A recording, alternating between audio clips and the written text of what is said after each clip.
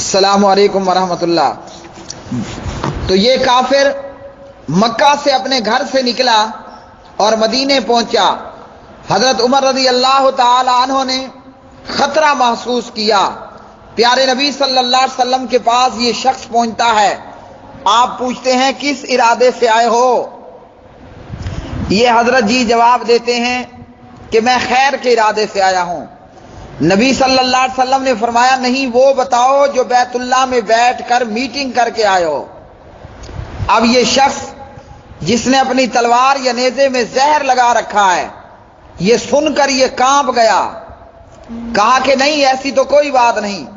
اللہ کے نبی نے فرمایا وہ بتاؤ جو فلاں سردار کے ساتھ 1 to 1 میٹنگ میں طے کر کے آئے ہو اور جو کر کے آئے ہو۔ یہ شخص کہنے لگا اے محمد صلی اللہ علیہ وسلم، بیت اللہ میں میرے اور اس کے علاوہ کوئی تیسری ہستی موجود نہیں تھی۔ آپ کو اس بات کی خبر ہو جانا تو سنیے، اشہد اللہ الہ الا اللہ واشہد ان محمد الرسول اللہ، میں کلمہ پڑھ کر مسلمان ہوتا ہوں۔ تو میرے پیارے بھائی، نبی صلی اللہ علیہ وسلم یا کوئی بھی پیغمبر غیب نہیں جانتا تا وقت کہ اللہ بتا نہ دے، اور یہ کہ اللہ نے کلی طور پر فری ہینڈ کر کے ان کو غیب بتا دیا، یہ بھی نہیں ہے۔ جتنا ضرورت اتنا آگاہ کیا گیا۔ آپ کا دوسرا سوال محمد حسین بھائی کہ شرک، تو یہ مشرکین کے متعلق جو آیتیں نازل ہوئیں یہ لا الہ الا اللہ پڑھنے والوں کے لیے نہیں ہے۔ میرے پیارے بھائی، جو بھی مشرک ہوگا، بت پوجا کرے، مورتی پوجا کرے، قبر پوجا کرے، اللہ کے ماں سوا کسی اور کو سجدہ کرنے والا، مشکل کشا، حاجت روا، بگڑیاں بنانے والا، ڈوبی کشتیاں پار لگانے والا سمجھے، وہ مشرک ہے، چاہے وہ کلمہ پڑھ کر شرک کرے یا کسی کافر کی طرح بنا کلمہ پڑھے شرک کرے۔ اعوذ باللہ من الشیطان الرجیم، وما یؤمن اکثرهم باللہ الا وهم مشرکون۔ ایسے بھی لوگوں کی اکثریت ہے جو ایمان بھی رکھتے ہیں اور شرک بھی کرتے ہیں۔ تو میرے پیارے بھائی، ابو جہل ایمان نہیں رکھتا تھا، آج کا مودی ایمان نہیں رکھتا۔ یہ کن کے متعلق ہے؟ جو کلمہ بھی پڑھتے ہیں اور ساتھ میں شرک بھی کرتے ہیں۔ جیسے قوم نوح کے لوگوں نے کلمہ بھی پڑھ رکھا تھا اور مورتی پوجا بھی شروع کر لی تھی، اور آگے کی نسلیں پھر مزید تباہ ہوئیں۔ تو اس لیے جس نے قبر کا طواف کیا، قبر پہ سجدہ کیا اور اس قسم کے دیگر معاملات کیے، وہ مشرک ہے۔ جیسے مورتی پوجا کرنے والا شرک کرنے والا ہے، معافی کوئی نہیں۔ آپ کا تیسرا سوال آمین کے متعلق، سنن ابن ماجہ میں یہ روایت نمبر ہے 856، اور اس میں راویہ ہیں حضرت سید عائشہ رضی اللہ عنہ۔ نبی صلی اللہ علیہ وسلم فرماتے ہیں ما حسدتکم الیہود علی شیء ما حسدتکم علی السلام والتعظیم۔ یہودی سب سے زیادہ تمہارے ساتھ السلام علیکم ورحمۃ اللہ کہنے پر اور آمین کہنے پر حسد کرتے ہیں۔ آج افسوس یہ ہے کہ اگر کسی دیوبندی بریلوی مسجد میں اہل حدیث جا کر آمین کہہ دے تو ان کو اتنا برا لگتا ہے کہ مسجدوں میں آنے سے روکتے ہیں۔ تو بہرحال یہ صحیح حدیث ہے، علامہ البانی فرماتے ہیں رحمہ اللہ یہ روایت صحیح ہے۔ اسی طرح آپ کا ایک اور سوال امر بالمعروف نہی عن المنکر کے حوالے سے، تو یہ صحیح مسلم ہے، باب ہے باب بیان کون النہی عن المنکر من الایمان وان الایمان یزید وینقص وان الامر بالمعروف والنہی عن المنکر واجبان۔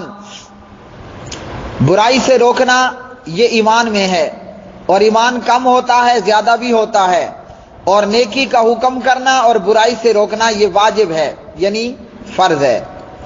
اب اس کے تحت امام مسلم حدیث لائے، روایت نمبر ہے 49، اور اس کے اندر راوی ہیں حضرت ابو سعید رضی اللہ تعالی عنہ۔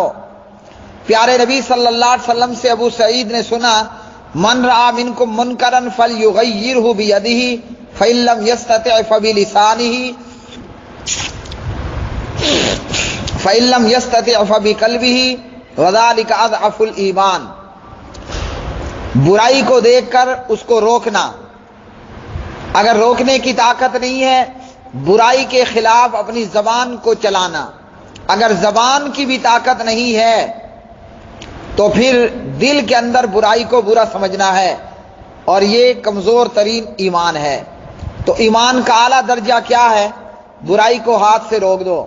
علماء اس حدیث کی تشریح کرتے ہوئے فرماتے ہیں برائی کو ہاتھ سے روکنا یہ قانون اور حکومت کا کام ہے، زبان سے برائی کے خلاف گفتگو کرنا، برائی کا رد کرنا، یہ علماء کا، اور جو برائی کے خلاف جانتے ہیں قرآن اور حدیث میں کہ اس برائی کے خلاف یہ آیات ہیں، یعنی اہل علم کا برائی کے خلاف زبان اور قلم استعمال کرنا، اور عام لوگوں کا دل کے اندر برائی کو برا سمجھنا۔ یاد رکھیے کہ علماء اور عوام کا یہ کام نہیں ہے کہ ہم قانون نافذ کرنے لگ جائیں، یہ حکومت کا کام ہے کہ وہ برائی دیکھے اور اسے بزور بازو جو ہے وہ روکنے کی کوشش کرے۔ اسی طرح آپ کا سوال ہے ابو طالب کے متعلق، تو جی میرے پیارے بھائی، یہ صحیح مسلم میں پیارے نبی صلی اللہ علیہ وسلم کی حدیث ہے، آپ صلی اللہ علیہ وسلم کی شفاعت کا بیان ابو طالب کے حوالے سے۔ عبداللہ بن عباس رضی اللہ تعالی عنہ اس میں راوی ہیں، فرماتے ہیں کہ میں نے پیارے نبی صلی اللہ علیہ وسلم سے سنا کہ میں نے پیارے نبی صلی اللہ علیہ وسلم سے پوچھا کہ یا رسول اللہ صلی اللہ علیہ وسلم، ابو طالب آپ کے لیے لوگوں سے لڑتا تھا اور ابو طالب آپ کا دفاع کیا کرتا تھا، تو کیا کوئی فائدہ اس کو ہوگا؟ تو نبی صلی اللہ علیہ وسلم نے فرمایا جی ہاں، اس کو فائدہ ہوگا۔ ابو طالب اگر میں نہ ہوتا تو وہ جہنم کے سب سے نچلے درجے میں ہوتا، میری وجہ یعنی میری دعا کی وجہ سے ابو طالب اب جہنم کے اوپر والے حصے میں ہے۔ صحیح مسلم، واللہ عالم الصواب۔